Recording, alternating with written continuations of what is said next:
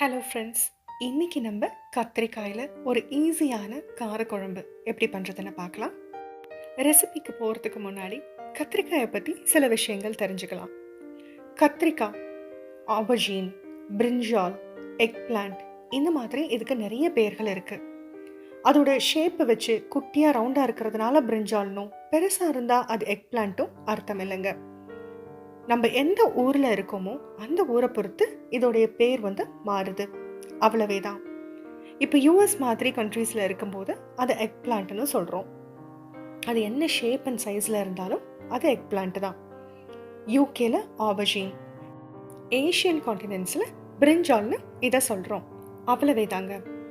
யூஎஸில் முதல்ல இன்ட்ரடியூஸ் ஆன வெரைட்டி பார்த்தீங்கன்னா ஒயிட்டாக உருண்டையாக இருந்த கத்திரிக்காய்கள். அதனால தான் அதை ஃபஸ்ட்டு எக் பிளான்ட்னு கூப்பிட ஆரம்பித்தாங்க. கத்திரிக்காயோட நேம் பற்றி பார்த்தாச்சு. கத்திரிக்காயில் நிறைய ஹெல்த் பெனிஃபிட் இருக்குது. இதையும் தவிர கத்திரிக்காய் ஏன் சிலருக்கு அலர்ஜி ஆகுது. கத்திரிக்காயில் ஹிஸ்டமின் அப்படின்ற ஒரு கெமிக்கல் காம்பவுண்ட் இருக்குது. இந்த காம்பவுண்டு தான் நமக்கு இச்சிங்கை அதிகப்படுத்தக்கூடிய ஒரு காம்பவுண்ட். இந்த ஹிஸ்டமின் ஆல்ரெடி நம்ம உடம்புல இருக்கிற ஒரு கெமிக்கல் காம்பவுண்டு தான். ஆனால் சிலருக்கு இந்த கத்திரிக்காயும் சாப்பிட்றதுனால அந்த காம்பவுண்டோடைய அளவு இன்க்ரீஸ் ஆகிறதுனால அவங்களுக்கு அந்த இச்சிங் சிம்டம்ஸ் வருது.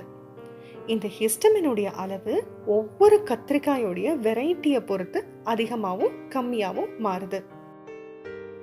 அதுதான் இந்த ஆர்டிக்கல்ல நமக்கு சொல்லியிருக்காங்க. இந்த சேனலுக்கு கண்டிப்பாக சப்ஸ்கிரைப் பண்ணுங்க, உங்கள் ஃப்ரெண்ட்ஸ்க்கும் ஷேர் பண்ணுங்க. இப்போ காரக்குழம்புக்கு தேவையான பொருட்கள் பார்த்துடலாம். ஒரு நீளமான கத்திரிக்காய் எடுத்திருக்கேன். அப்புறம் பூண்டு பல் ஒரு 4லேருந்து 5 பூண்டு பல், ஒவ்வொரு பல்லையும் 2 வெட்டியிருக்கேன். ஒரு மீடியம் சைஸ் தக்காளி, மீடியம் சைஸ் பெரிய வெங்காயம் 1, சின்ன வெங்காயம் இருந்ததுன்னா ரொம்ப ரொம்ப நல்லது. ஒரு 7லேருந்து 8 சின்ன வெங்காயம் எடுத்துக்கலாம். தக்காளியை நல்லா அரைச்சி எடுத்துக்கலாம். அடுத்த முக்கியமான இன்க்ரீடியண்ட் தேங்காய் துருவல். ஒரு 3 டேபிள் ஸ்பூன் தேங்காய் துருவல் எடுத்து அதில் துளி ஜீரகம் போட்டு கொஞ்சம் தண்ணி ஊற்றி ஊற வச்சுருக்கேன். எனக்கு தேங்காய் பால் மட்டும்தான் நான் எடுக்க போகிறேன். உங்களுக்கு இன்னும் திக்கர் கன்சிஸ்டன்சி தேவைன்னா நீங்கள் அதை அப்படியே அரைச்சி நல்ல மையான விழுதையும் இந்த குழம்புல சேர்த்துக்கலாம். இதை தவிர நமக்கு தேவைப்படக்கூடிய இன்னொரு முக்கியமான இன்க்ரீடியண்ட் புளி. கொஞ்சமாக தண்ணியில் புளி ஒரு 2 இன்ச்சுக்கு எடுத்து ஊற வச்சுருக்கேன். டைம் குறைவாக இருந்ததுன்னா சுடு தண்ணியில் ஊற வைங்க, சீக்கிரம் புளி கரைச்சிடலாம். இப்போது பேன் நல்லா சூடானதுக்கு அப்புறமேட்டு நல்லெண்ணெய் சேர்த்துருக்கேன். நல்லெண்ணெய் ஒரு 2லேருந்து 3 ஸ்பூன். அதுக்கப்புறம் துளி வெந்தயம், துளி ஜீரகம், கறி வடகம் போட்டிருக்கேன். கறி வடகம் சேர்க்கும்போது நமக்கு ரொம்பவே வாசனை ரொம்ப நல்லாயிருக்கும். அதுக்கப்புறம் பூண்டு. இதை லேசாக வதங்க ஆரம்பித்தோன்னே வாசம் நல்லா வர ஆரம்பிக்கும். அப்போது நம்ம கட் பண்ணி வச்சுருக்கிற வெங்காயத்தை சேர்த்துடலாம். வெங்காயம் நல்லா வதங்கட்டுங்க. வெங்காயம் நல்லா வதங்கினதுக்கு அப்புறமேட்டு தக்காளி ஆட் பண்ணிடலாம். தக்காளி நல்லா சாஃப்ட் ஆகிற வரைக்கும் குக் ஆகட்டும். அதுக்கப்புறம் நம்ம மஞ்சத்தூள், மிளகாய்த்தூள், மல்லித்தூள் சேர்த்துடலாம். எல்லா இன்க்ரீடியன்ஸும் நல்லா வதங்கணுங்க. அதோட பச்சை வாடை போகணும். இந்த குழம்புக்கு தேவையான உப்பையும் நம்ம இப்போ ஆட் பண்ணிடலாம். இப்போ நமக்கு ஒரு நல்ல வதங்கின ஒரு திக்கான கிரேவி இருக்குது.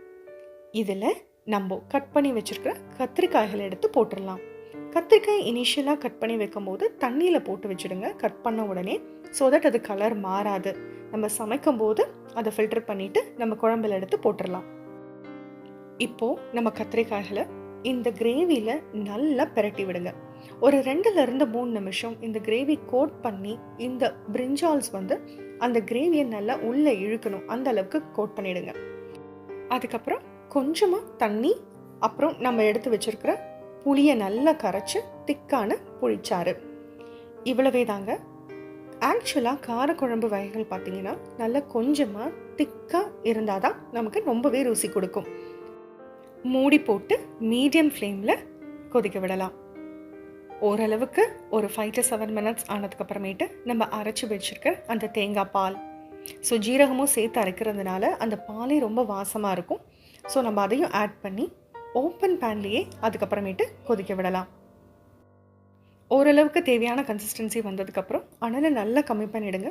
சுற்றிலும் எண்ணெய் நல்லா தெரிஞ்சு வந்ததுக்கப்புறமேட்டு நம்ம ஃப்ளேமை ஆஃப் பண்ணிடலாம். கொத்தமல்லி தலை தூவி சர்வ் பண்ணுறதுக்கு ரெடி பண்ணிவிடுங்க. அவ்வளவே தாங்க. ரொம்ப ரொம்ப ஈஸியாக சட்டுன்னு கத்திரிக்காயில் காரக்குழம்பு பண்ணியாச்சு. செஞ்சு பார்த்துட்டு எப்படி வந்ததுன்ற கமெண்ட்ஸை எனக்கு கண்டிப்பாக ஷேர் பண்ணுங்கள். தேங்க்யூ.